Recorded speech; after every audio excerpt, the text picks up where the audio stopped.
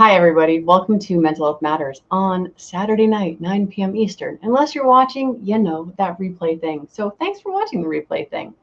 Tonight is going to be pretty awesome. And it's going to be awesome because I had a sucky week. So I hope that will make sense to you by the end of this episode. So why are we here? Because 2 out of every 3 gun deaths we talk about are suicides. And whenever they will throw at that 35,000 dead a year, they forget to mention that over 20,000 of those are suicides. So if we actually want to save lives, what do we need to do? We need to talk about mental health. And oh, by the way, let's not forget that bonus. When we talk about mental health, not only can we help prevent the suicides that are by gun, we also get to protect those who would consider suicide another way. Double bonus. When we talk mental health, we also help prevent violence. So with that is why we show up here each and every week since 2018. Started on Facebook, and I think I joined YouTube around 2020. I don't know. Someday we'll look at that. I don't really care that much. But regardless, here we are. All right. I'm so excited because I made a couple phone calls today, and lo and behold, I got a hold of our friend Barbecue. And then I got everybody. And Barbecue said, why don't we do a panel? And so then I called Jen, and Jen showed up. And now we've got a little panel we're going to be talking about. So tonight we are talking about the glass is half full. And when I said that we're having this because I had a really crappy week, we'll get into the rest of that. But the shortest version I can give you right now is had a migraine that had me in tears on the couch on Saturday. The headache continued Monday, Tuesday, Wednesday. And then Wednesday, to add a little fun to the week, my back started going out, and it's painful to move and walk and sit and do all the things I need to do. Ended up actually canceling classes and stuff like that. So pain perspective and finding calm without dismissing suffering is what our focus is. And you all know you're in trouble once I have notes. So without further ado, let me first introduce you, Miss Jen. Miss Jen, say hi to everybody. Hi, everybody. Jen is the first female instructor that I ever knew. My friend David Hyatt was like, oh, do you know Jen? And I'm like, no, I don't know Jen. Like, you should know Jen. And he was right. So, and then there's Barbecue over on the far. And he is going to be the, this way. Yeah, it's this. Yeah, anyway. I know, he's over there on my side. Oh, yep. I see. Yep. Well, I'll go like this. He's somewhere over. Oh, as long as I see. Anyway, it'll be fine. It'll work out. Mr. Jonathan Berger, otherwise known as the blind guy. Bless you. Good evening. And we're going to talk about stuff because we talked about stuff this afternoon. All right. So that was the introduction part. All right. The one bullet point that Jenna objected to, because she doesn't like rules, and it says set a ground rule. So it's not a ground rule for Jen, it's just for me. It says pain is not a competition. And one of the reasons that I called John and Jen is because when I'm having a crappy week, and sometimes I say to myself, oh, you're being such a baby. And those weren't the words I used on the phone, but that's the word I'm going to use while we're on YouTube.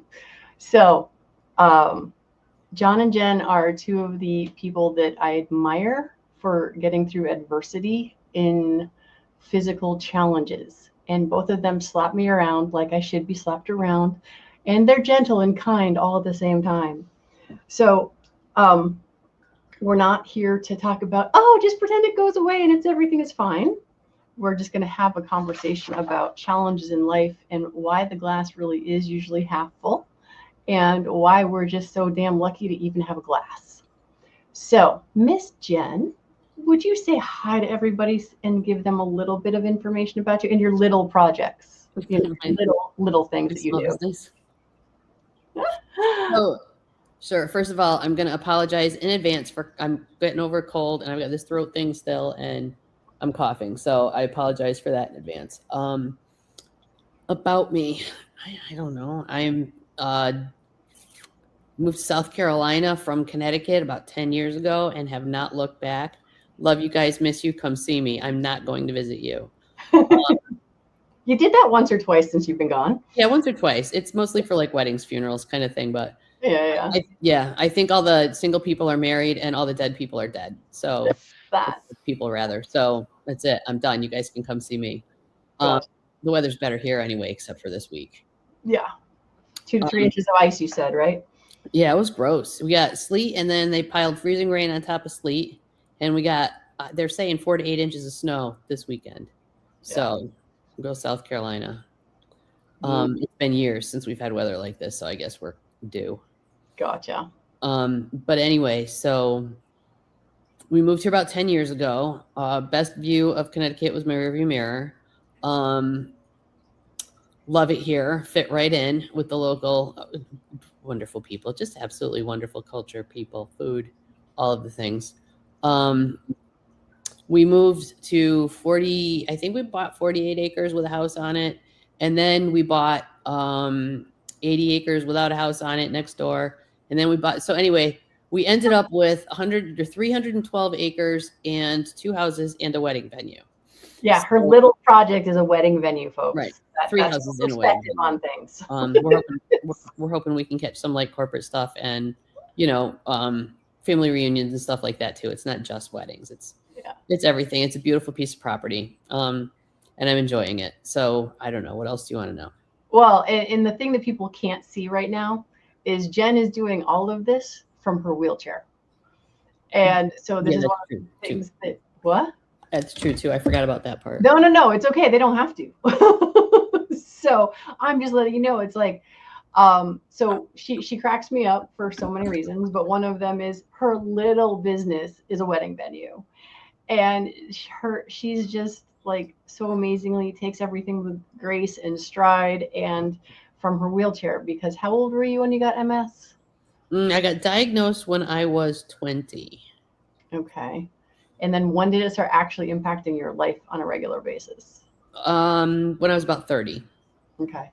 And so I had kind of a 10-year reprieve between mild disability and boom. Yeah. So this is why whenever I feel sorry for myself, I call her and let her, whichever direction she is on the screen, I don't know, have her smack me into reality here. And Mr. Jonathan Berger, do tell us a little about you, because not everyone's seen you. Because, I got some new subscriber this week because I put snow pictures up in my shorts. Like, wait, that didn't sound right. Just like, normally people pay extra for that. That's what I'm saying. I'm like, wait a second. Yeah, so that was brilliant. The short videos that they put on video on YouTube, I put a bunch of short videos up on YouTube. Yep. So I've got more new subscribers. So pretend nobody knows you, Barbecue. How about that? And then people will wonder why I call you Jonathan and Barbecue, because I thought I'd be able to stick with one, but apparently not. So where do you live? What do you do? All that fun stuff. There, I'll change my avatar first. For anybody that's wondering, like, why is his camera not on? This is probably some AI generated guy that they just have on here. No, I just couldn't find my little contraption that holds my phone, because I'm not fancy enough right now to have a working webcam. That being said, Barbecue, I saw the best bumper sticker today. You know what it says? Nobody cares. Just the thing. Yes, it's okay. I just wanted to point out that I am not AI, but that's exactly what AI would say. Okay, that's all right. And that tripod. So, yeah, we got that. All right. Yeah, I got my tripod set up. Okay. Just couldn't find the piece. So yeah. Anyways, well,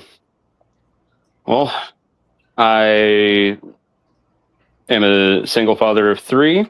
I used to make content about Second Amendment and barbecue, thus the Guns and Barbecue, and why Brooke calls me Barbecue. I no longer make any barbecue content. Actually, I stopped making barbecue content probably 6 months into my channel. Oh, because there is just plenty of two-way content that I could make. How naive I was when I started my channel, thinking there would not be. Well, you don't know what you don't know. So exactly. Thus the 2 genres. In my free time, I like to shoot photography. I'm told I'm wicked good at it. I'm my own worst critic, though, and Additionally, I am clinically blind, which some people are like, what's that? It means I have a very small amount of eyesight left, but it lets medical professionals know that I need assistive devices such as a sight cane, or if I had one, a seeing eye dog. That being said, I have learned not to bring a cane to a chair fight. You will get run over. Okay. There's that. And yeah, I've met your dog. Definitely not a seeing eye dog. No. Is there a video of that chair fight? Because I really want to see a video of that chair fight. I say it. It's in Walmart. That's awesome. Yeah. That's a Waffle House, huh? Oh, actually, there's one Waffle House up by me, but it's still an hour away. And don't forget, he also coaches wrestling for his I kids. Do. That's cool. And a bunch of other people's kids. Somehow they trust a blind coach to instruct their children that are super young, because I coach the novice division as the head coach and then help with the advanced kids. So I get to mess them up at a super young age. There you go. Very awesome. So yeah, so so there we have it. And everyone has been introduced. And if you want to know more about me, as my husband says, you can not dox me because all of my information is out there. So we're going to try to stick with this and just continue ramming through all of this and see what happens. So that's what she said. What's that? Yeah, what she said. So what does pain or stress look like in your life right now? What is the obnoxiousness of physical pain versus mental versus emotional? And common misunderstandings about chronic conditions, why pain must be acknowledged first. So one of the things I asked Jen today when I called her actually was, with MS, is she always in pain?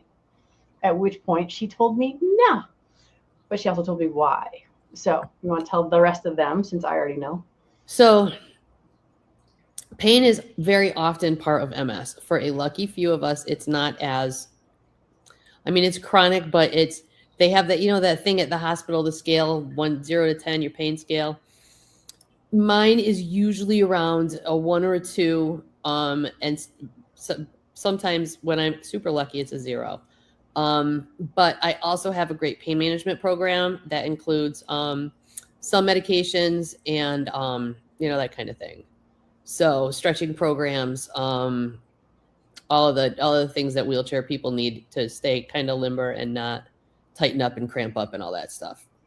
But I consider myself very lucky, and I know when I run out of my meds, it just takes a couple of days and it's a mess again, and it's awful. But so far my medical team has been very lucky with getting me onto non-addictive, non-opioid medications that are working for me.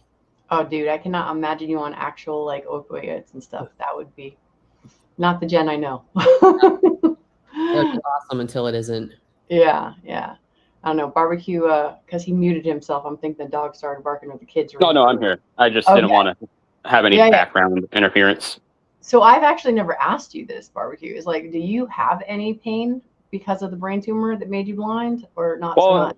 It wasn't a brain tumor. It was just hydrocephalus, which oftentimes can be brought on by a brain tumor. But I was just an anomaly where, as an adult, I developed it for whatever reason.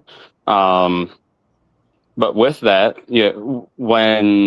before I had the shunt placed, the pain was excruciating. I have a very high pain tolerance. It literally felt like my eyeballs were being pushed from the inside of my skull outwards. Yeah. Imagine. And the last time that I needed a brain surgery, because I'm dumb and wait far too long, the pain had gotten so severe, I began vomiting. At that point, I was like, you should probably go to the ER or else you're going to die. Yeah. Well, see, I guess it was the brain surgery thing that you had told me about, which is why my brain went to the idea you had a tumor. But no, that's all right. No. So regular every day, I don't typically have pain. Every once in a while, though, I can tell the difference in my headaches. If we all get headaches from time to time. No. Some lucky bastards out there never have headaches. It says so on the medical forms. Really? Yes. And I had no idea. I haven't seen one in a while, so. But But there's times where I can tell, like, oh, I have a pressure headache where my brain pressure is high, and I'm not really sure why that happens. If well, perhaps my brain had just, or my body had excreted more cerebral fluid than normal, and the pump's just trying to catch up. Yes, it's spinal fluid. But they're talking about putting a shunt in my head for my migraines. So yes, yeah, I'm hoping that it's a good time. No, You'll be all right. I'm going for not so much. Say some of them do it as an outpatient. Like you go in, you get chopped, put the hole in your head, and you're walking out same day. All right. Well, update, since I don't know that I've told you, I know I haven't told Jen this. It's like I actually do already have a hole in my head. The neurosurgeon said that it looks like I had a tumor that grew and then starved itself out and then disappeared. So I literally have a hole in my brain. You did tell me that. I did tell you, yeah, but I didn't tell Jen. So, there's that. Now Jen knows, and the rest of the audience. Yeah, that's news. That's wild.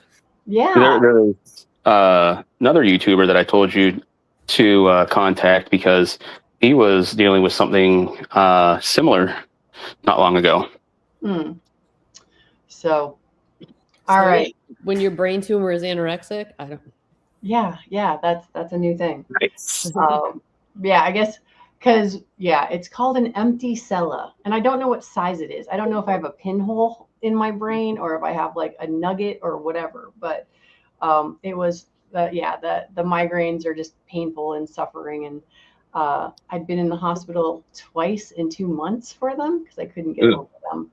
And that's where we started doing all the brain imaging and all that and found the hole in my head, literally. So Barbecue will never forget this and always make fun of me from this point forward. And so will Jen. And so will Jen. I was just going to say that. I don't have a lot of room to talk because I have a hole in my head. Yes, but they put it there on purpose. So that's a little different. Yes, well, it is. It is. Also all in my head. It's all in my head. There you go. All in my brain. All right. So Jen, I'm going to let you lead off with the next one. Yeah. When the glass feels empty. Moments when things are feeling overwhelming, frustration, anger, grief, or exhaustion. What doesn't help when things are hard? And do you ever give yourself permission to have bad days? And I'm just going to preface this with, there was this flood that wiped out her venue. And on her daughter's wedding day, the tent fell down. And these are the kind of things that Jen just handles like, yeah, whatever. We'll figure it out. Whatever. It's a day. It's a day ending in Y. So when I have my glass empty days, I don't know. Maybe part of my MS is I have a lesion on the part of my brain where I get pissed off about stuff because I just don't. You deal with it and you move on to the next thing. My daughter's wedding. So yeah, that was a mess. He wanted to get married in March. So March 12th was her wedding date. And I begged her, I said, please, let's put this off until May. She's like, no, my maid of honor will be home for spring break. That's when I want to do it. I'm like, please, let's do May. So this turned into a whole thing. And then finally I acquiesced and I let her have her March 12th wedding that she wanted to have in my backyard. So her father-in-law is the youngest of 14 kids and her mother-in-law is the oldest of 8 kids. So then my husband has 16 first cousins. And then, so all of their kids are my kids' age. So we've all stayed pretty tight. So we invited 400 people to this wedding. 250 people RSVP'd. 5:30 the morning of the wedding, we rented the tents and tables and chairs and all that stuff. We were all ready to go. Catering had come and dropped off all their stuff under the tent. Who else comes? The DJ wasn't coming until the next day. But yeah, catering was there, all the rental stuff. Everything was set up, ready to go. And we had a microburst came through at 5:30 that morning and literally blew the entire thing away. So we had 250 people coming to the house for 1:00 and we didn't have a venue. We didn't have a wedding. It was a swamp and it looked like a debris field in my backyard. It was one of the wildest things I've ever seen in my life. So I called my coordinator and I said, we ran into a little snag. And she said, what happened? I said that everything blew away. She said, what do you mean? I said the tent blew away. She said, what do you mean the tent blew away? I said, the tent, it blew away. We had a 40 by 100 and a 20 by 100. So basically 60 by 100 tent, 3,500 square feet of tent. I said, it's I mean, it's still kind of in the backyard, but it's flapping and it's at a 90-degree angle from when we went to bed last night. And it's broken in half because half of it is still facing in the right direction. So I said, but on the bright side, the poop trailer is still intact because we rented one of those fancy, restroom trailers. Yes, we did that for ours too. Yeah. And I just laugh because, and people say I'm the queen of understatement. So yeah, it was pretty wild. And then I called the tent guy and I said, so we ran into a little snag. He said, what happened? I said, the tent blew away, and he swore. It was very cool. So my coordinator got on the phone and found us a venue. We were lucky because it wasn't wedding season yet. So that March 3rd, although if we did it in May like I wanted to, we probably wouldn't have had a microburst. But before the season, it was fortuitous because we were able to find another venue. Nice. So that was that wedding. And then, little side note for anybody watching that's getting married soon, get yourself a cancellation insurance policy, because if something happens and you can't hold your wedding, or something gets destroyed, or your caterer runs off the road, or anything happens, that liability policy that your venue is making you get doesn't cover any of that. I can't even tell you how much money I lost on that wedding. My husband doesn't even know. I told him it's none of his business. Don't let it go here. Right. So get the cancellation insurance. It's not because you're going to change your mind. It's because you might drop your tux in the mud by mistake. So anyway, that was my first wedding experience beside my own. And just handling adversity. It's how you do it. I called his mom and I told her what was going on, and the kids got to the house at 7:30 in the morning like they were supposed to. I called my daughter when she was on her way to the house. I said, listen, when you get here, you're not going to like what you see, but I don't want you to panic because Dad and I are already on it. We're going to figure it out. I said, you're going to get married today. So we had a 2-hour delay and we ended up at a different venue. And that's how you deal with it. You just do. You plow through. There's plenty of time to freak out and at the end, but when something hits you in the head like that, you got to do it. There's no time for nonsense. Yeah. And then fast forward a couple of years, or not even, I don't even know what the difference is. Cause like we talked about, time has zero meaning to me. Cause I can't believe you've been on for 10 years already. I'm like, you sure it wasn't just like 5 years ago? We've been down there twice since you've been down there. I know. We haven't been there in like 8 years. So, but yeah, so Jen, would you say that you never feel as though your glass is empty? I really don't. Yeah. And part of the reason for that is because I have a wonderful family and a wonderful support system. So even if my glass is draining, there's something at the bottom of the glass to keep me from falling through with it. Or pouring some more tequila in there. Or something. Right. Or pouring some more tequila in there. However you want to look at it. It's been Jameson's lately. Okay, Jameson's it is. But all right, so barbecue, your turn. I know you put yourself on mute, but when I called you today and I was being a whiny baby about having a bad week and just like, whining about my migraine, my back pain, and having to cancel stuff and all of that, you're like, no, being blind's not a problem. I'm pretty damn lucky. So with that lead in, please tell the folks here what we were talking about and what you were talking about. So Brooke was like, I look at my problems and I'm like, barbecue has it so much worse. I'm like, it's not that bad. Like, the loss of my freedom, that sucks. If you're wondering, like, how'd you lose your freedom? I've got to rely on rides to go anywhere and everywhere. I don't live in town. I live out in the sticks. Been there, done that. It's far, far away from anything. There's no lights anywhere. There are times where I'll walk to my children's high school to photograph a football game or something like that if I was asked to do that. But that's me and my blind cane and my 15 to 20 pounds of camera gear walking 6 miles along state highway the whole way to get there. It's not the most ideal, but that's the extent of my freedom. So yeah, I would say that's the part that sucks worst, or most. Let's say. But then I, tell me. I feel like Jen can tell me which one is better English, because she had a great word earlier with fortuitous. Jen is actually pretty smart that way. She's got good English, better or grammar than I ever do. That's like that one shirt I have. She will correct your grammar, I promise. But anyway, barbecue, back on track. What is great about your situation of so what you're able to do? As I was saying to you, though, other than that, I often tell people losing my vision was the worst thing to happen to me, but one of the best things to happen to me as well. For one, I mean, there's just everything with my children. When I could see, I was driving truck. I was missing all kinds of things. It's just nature of the beast with that line of work. Now I get to, when I drove truck, I had disability insurance. Never in a million years would I have thought I would have to use it like this, but it makes life very comfortable, and I get to play stay-at-home dad, raise my children the way they need to be raised. I get to go and coach youth athletics, something that I would not have been able to do if I was driving truck. Likewise, I do this YouTube thing, which there's a lot of people out there right now like, oh, great, if he wouldn't have gone blind, he wouldn't be ruining all these chats. You're welcome.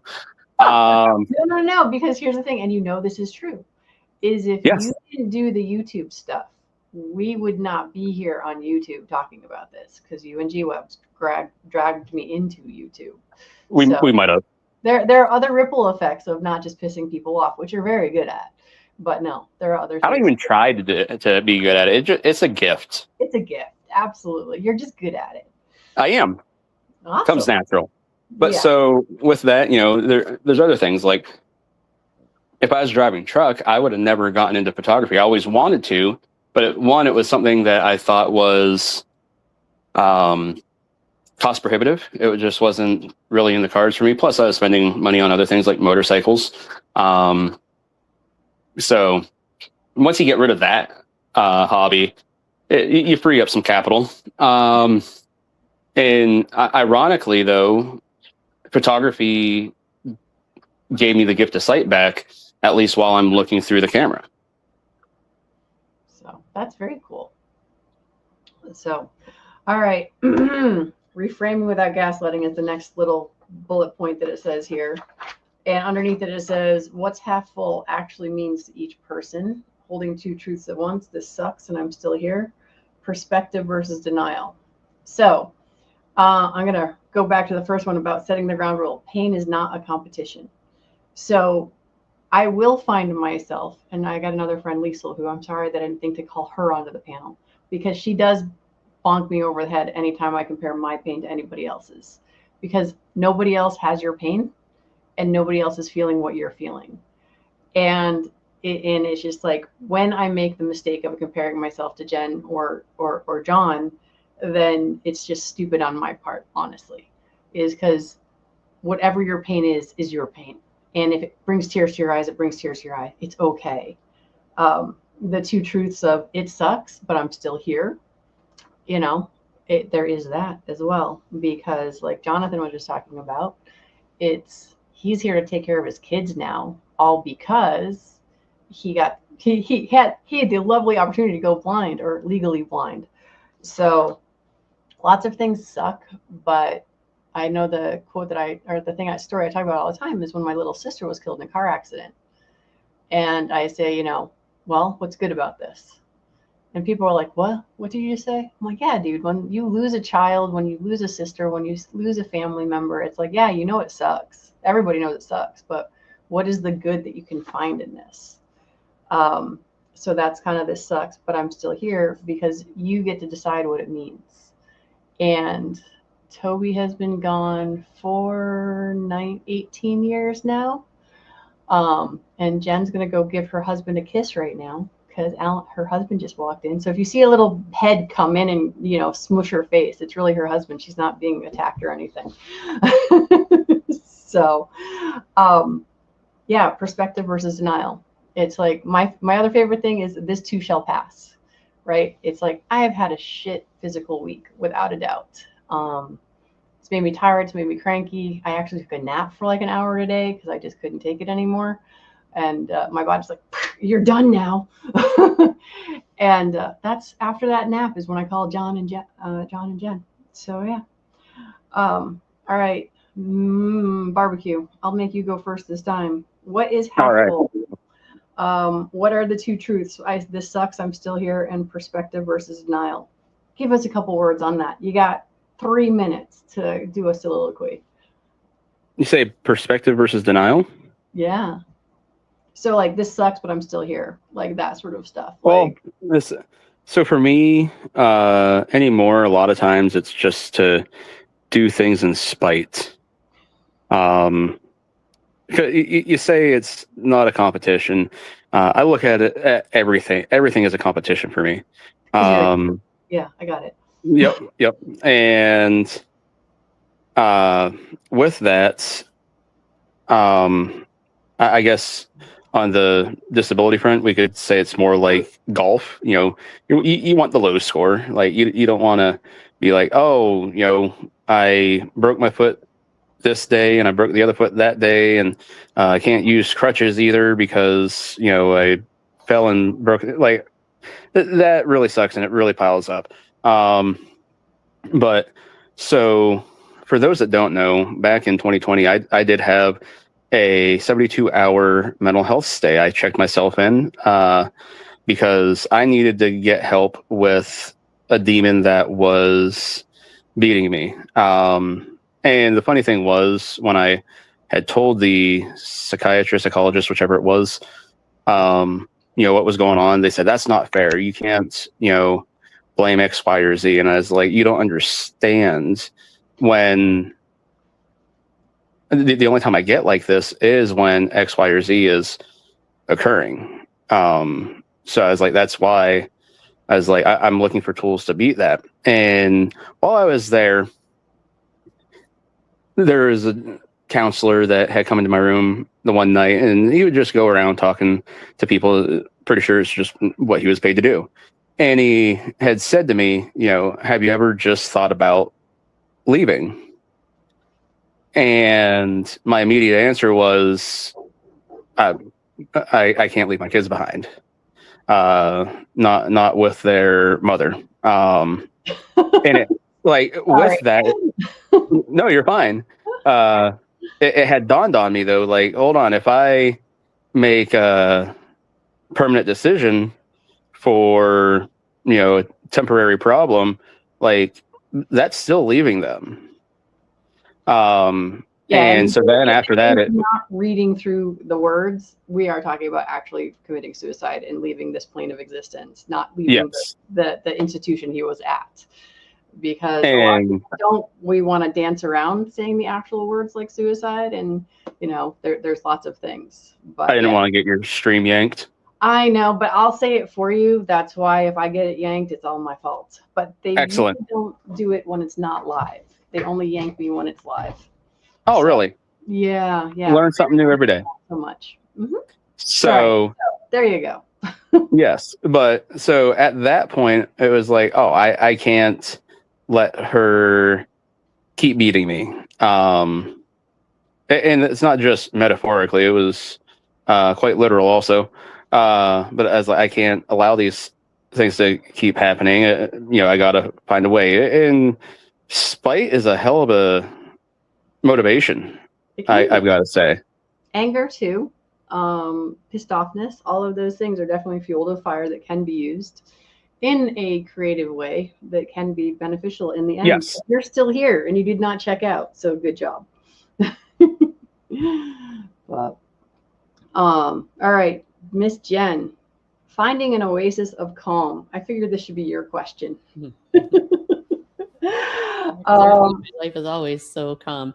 All right, so go ahead, ask the question. All right, no, so finding an oasis of calm. So part of it, I did tee you up for this due to the fact that you had your daughter's wedding blown out from underneath you. Oh, we didn't even touch on the fact when your wedding venue got washed away. So but that was another story that she has. So, what are your small pieces of relief or reset, physical, mental, or emotional calm? What are any simple rituals that you might do? I mean, you And can ask me literally any other question because I just don't. I you just just stumble from one disaster to the next and take a break and laugh about the last one before we dive into the next one is pretty much how I live my life. gotcha. And when you and I were talking before on the phone too, I was talking about how I know in our family we sort of do the same thing where it's like uh, the humor. It's like Yeah, that's the exactly worse what it it is. is, the harder we laugh, and it seems Mhm. very disrespectful, but it works for Right. us. It's gallows humor, it's crippled people humor, and it's disaster humor. And we just, that's what keeps us going. Yeah, And I don't think that in that regard, it's any different than any other family. Families with no people with disabilities, no alcoholism, no big disaster after big disaster. It's still the same. Even the little disasters are big disasters, right. and the fewer big disasters you have, the bigger the little ones are. There you So we go. Oh all yeah, have to cope. And we're all kind of in the same boat. We just have different sails we're running with, I guess. yeah. I don't Oh, know. absolutely. And it's yeah. I was talking, or in my head, I was talking to myself always, as we do, because right, what else is that voice in your I do head? it out loud, but yeah. Yeah. But it's just like the more hard stuff you do, the easier it is to do hard stuff. Correct. And so it's just like I don't think anything of the things that I've been through, and people are like, "Oh my gosh, I'm so sorry to hear about that." And Right. then it's just like, Yeah. no, it's just part of the day to day. Yeah. It's a day ending in Y. Hmm. There's a disaster today. Look at that. Huh? Who would have thought? And Something went sideways. It always does. I'm always amazed. And here's the thing: is I can tell, like, there are stories I have where it's like I've literally seen cars flipping end over end towards me on the side of the highway. And it's just like, wow, I'm really watching this happen right now. Okay. And then it stops, and then you help the people out, and then you call 911 and all of those fun things, and you just do it. Right. It is just like the other time is like poor guy's dropped, ran out of gas in the middle of the highway. He's there. And it was one of those things. It is amazing how fast our brains are. We're driving by. I see this poor guy pushing his car just by the glance of going by him at like 55 miles an hour. I see how pissed his girl is in the front who's driving. I'm like, ooh, he's in trouble now. She told him to change that belt, and he didn't listen. Well, yeah, she told him to put gas in the car before they left, but he did not. He didn't listen. And then like hopped out of the car, ran across highway traffic, and it's just like, and think nothing of it. It's like, yeah, you just do the thing to get the thing done. You just do it. Right. When Abby's wedding blew away was a good example of that for us, because people say, how did you not freak? How did you stay calm? So what's the point in panic? There's no point to it. All it does is make things more difficult. There's plenty of time for that later. There's no time for it right now because you need to hold your shit together and you need to get done what needs to get done. Once that's all done, you can take a break, take a breath, and then you can cry, you can scream, you can punch the wall. But in that moment, you need to be the strength that holds it all together. Oh, Jonathan, you must have stories from driving truck of like stuff that was about to go down really bad, and because you stayed calm, it didn't go down bad. Like, I don't know, do you ever have any of those experiences where you slam your brakes on and your trailer starts sliding sideways? Because I've seen that in my rearview mirror before. No. I always decided that if I was going to hit something, I was going to hit something because if I got what was called a hard break, I would lose money. We had 3 different bonuses each month, plus a yearly bonus. So if I got a hard break, that could cost me a couple $100. And hard break is where you decelerate by 10 mile an hour in a second. That sounds like a lot, but it's really easy to do. People don't realize it. Mm-hmm. So I was like, if they're going to take money from me, like I'm going to do my best to not get the hard break. But if I still end up having to hit whatever it is, I was probably going to hit it anyways. So never had to worry about that. Well, so wait, but you drove for a while though. Yeah. Almost 6 years before I lost my vision.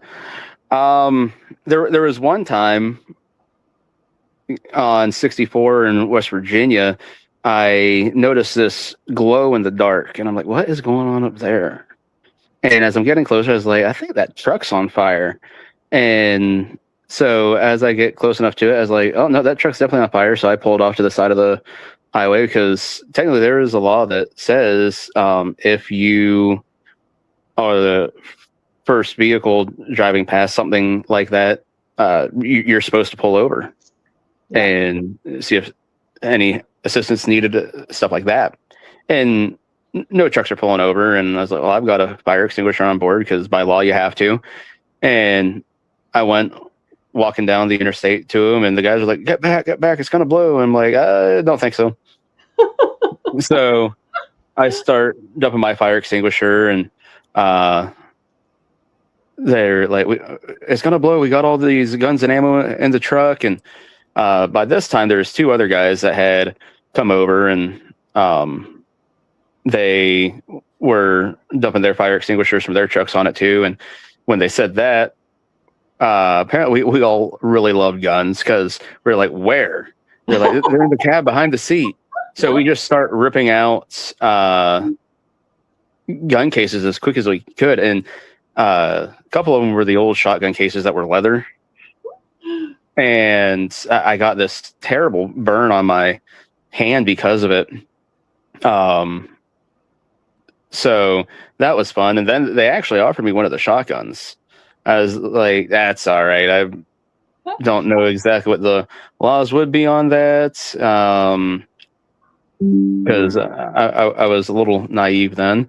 And likewise, I was like, just, having it in the truck and state lines and, some of the states that I'd be going to, like, that's just more headache than I would like to run into. But I was like, I really do appreciate it though. I really wish I would have, because it was a Remington 1187 semi-auto. Remember it? It was the gun way. So I am like the family encyclopedia on who has what firearms and where they purchased it, all kinds of stuff. Like they're like, how do you remember? I was like, It just is. So, well, and you remember the details of those kick yourself in the ass moments too. But so yeah, I mean, it's so funny because like we actually have fire extinguishers in all of our cars just because my dad was a fireman, so we try to remember to do that. But then remembering that you have it is just that next level, and actually stopping and having some humanity to help somebody out who's stuck on the side of the road on fire, no less. So shocking that people, well, not shocking, I suppose, that people just drive right by. But all right, so we're almost to the end, I swear. And it's only going to be a little bit over our half an hour because it's almost to 45 minutes now. But next bullet point is shared humanity. Everyone is carrying something. Chronic stress is what the conversation my husband and I were having this morning. And then talking about it and realizing that you're not alone reduces isolation. So Jonathan talked about his time in a 72-hour hold. I also, in my teen years, went in for that 72-hour hold because I didn't know having a plan to commit suicide was not normal. Because as a teenager, that was my normal. I'd been carrying that since I was like 12, 13 years old, maybe even younger. And it was my normal. And it's just like, yep, I know exactly how I would do it. And it would look like an accident and no one would know that I did it. And that was part of, I'm not going to tell you what my plan was, but that was kind of it. Because that might get me yoinked from YouTube. So back to the very first bullet point of don't compare your pain to somebody else. I think I put Jen on a pedestal, and she belongs on her own little pedestal because I do think she's an amazing human being. And yes, do I think she's even more amazing because she does it all from a wheelchair? I'm not going to lie. I kind of do. The fact that barbecue is like, dude, just, it's fine. And you find a way, no matter what your challenge is. And like Jen was saying before, that whole thing of don't compare your stuff to everybody else because nobody else, you're the only one who knows all this stuff about your stuff. I wouldn't want your stuff. Yeah. Stuff over there. Exactly. My stuff's awesome. Nobody's getting my stuff. They can bite me. There you go. Well, that's always a possibility. Well, one thing that it hit me like a brick one day. I was down in my feels, and it was not long. It was probably 3 or 4 years after I got diagnosed. And when you go through a progressive disease like multiple sclerosis, muscular dystrophy, stuff like that. You have to grieve every time you lose a part of yourself, whether it's a physical part of yourself, a mental part of yourself. You have to grieve that loss before you can go on. And I think a lot of people skip that step and just try to move on. And that's where a lot of physical pain comes from, chronic pain comes from, like you said, stress, and that kind of thing. And you can't do it. But that's not where I was going with that. And now I can't remember what the point I was going to make. But anyways, I don't want your stuff. I got my own stuff. There you go. Barbecue's not going to give up any of his stuff. No. No, my stuff's awesome. Good, because I don't want your stuff. I got my own stuff. That's awesome. Exactly. So yeah, everyone's got something. That's the correct emoji. There you go. Yeah, talking about it though, that reduction of. Oh no, I didn't talk about it. I just grieved. I'm a quiet griever. Well, but now you're talking about needing to do the thing. You have to do the thing. You have to. Because it's like that suck it up, buttercup, and just go through. Right. That lady that could walk through the grocery store is gone. You know, and you didn't know how much you loved her until you lost her. And she's gone. And now she's in a wheelchair through the grocery store and she has to ask for help. And does it suck?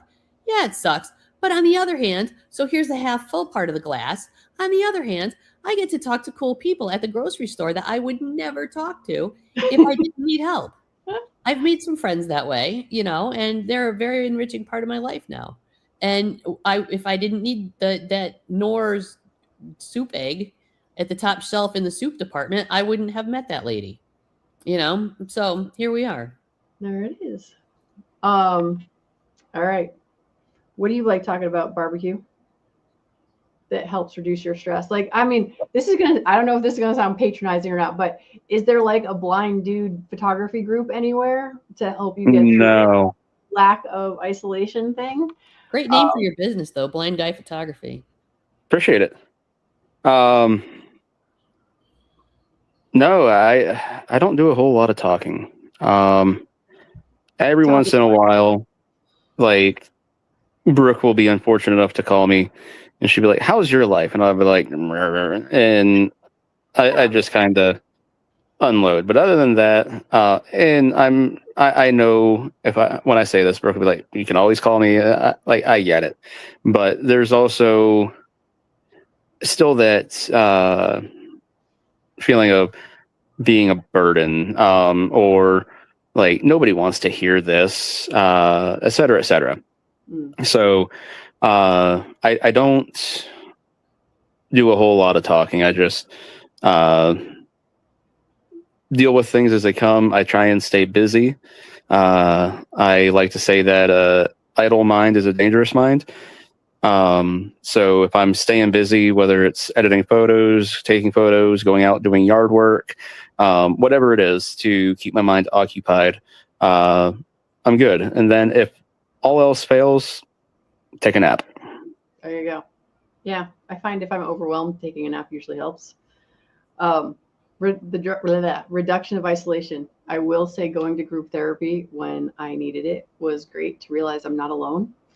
And dealing with stress and all that sort of thing.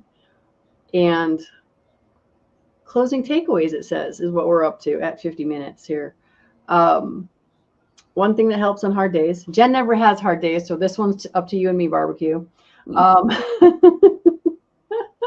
One reminder for listeners. Jen has exciting days. Oh, Jen has exciting days. Yes, Jen has adventures.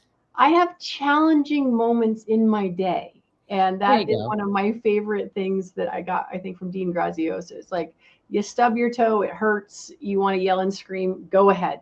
Just don't stay stuck there. Exactly. It's like, have the experience of, wow, this sucks. I'm going to sit here on my couch and cry for a couple minutes because I just can't anymore. Shoulders back, boobs out, push through it. There you go. And then encouragement to care for everybody. All right. So what's one thing that helps on hard days? Jonathan, I'm going to start with you because Jen doesn't have any hard days. If I'm having a bad day, like I said, just trying to stay busy. And if staying busy isn't working, I like to call it hitting the reset button, and it's go take a nap. And when you wake up, you got a fresh start. Gotcha. All right, Miss Jen, what's one thing that helps on your exciting days? one thing that helps on my exciting days. So, I like to read. I'll just go get lost in a book for a while and pretend that none of that earlier stuff ever happened. And sometimes I get back to my day and sometimes I just don't. I'll doze off reading or whatever. Or I'll go watch funny videos, just like everybody else, cat videos, dog videos, always put me back in a mood. Oh, I put baby goats on my Facebook page. Baby goats, yes. Baby goats. The new hot trend in calming yourself down, baby goats. But yeah, I just get walk myself, putting walk in finger quotes there, out of the situation. Rolls herself on. And one of the things that tends to help me a little bit is that I say, the universe is trying to teach me patience. Where's the lesson I'm supposed to be learning right now? Yeah. And then and sometimes the lesson is just keep your wheelchair out of the mud. Gotcha. But we still want to get you that tank wheelchair though. We want to get you that. We still want to get you that tank wheelchair that has the tracks. I got one. Oh, did you? You got one for me for Christmas like 3 years ago. Yeah, I got a track machine. I thought I put it on Facebook. You probably did, but remember, I don't remember what Facebook time it is. Now it's more ads and groups than anything. It is, but so yeah. So the thing that doesn't help on Facebook is trying to find your friends on Facebook. Exactly. It's so ridiculous. All right. That thing is a beast. I love it. Oh, awesome. Yeah, I know. So yeah, and this is the other thing I love about Jen so much is the fact that because she's on Facebook and there'd be pictures and someone find a picture of like a wheelchair that literally looks like a tank and be like, you need one of these. And Jen's like, yes, I do. I didn't realize she got, there's a very lovely picture of Jonathan. Yes. With his little big mouth and his little big eyeballs. So, all right. So the next thing it asks for is one reminder to listeners. So in the beginning, we talked about honoring your pain and still look for the light, because both can exist at the same time. And just, that's kind of it. So my thing is just keep going all the time is yes. There he is. He talked about you, Alan. Man, the myth and the legend. I said that we'd see his little head come in and give her a kiss. She wasn't really getting mauled by some stranger.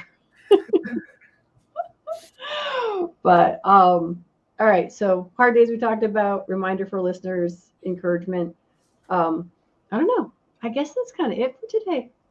Jen, parting words for our lovely listeners. I was thinking earlier, and we never kind of got to segue into it, but I do want to give some acknowledgement for my children. And I think that children of people with disabilities, they grew up while I was growing more disabled and weaker. It started, my diagnosis was 6 weeks before I got married.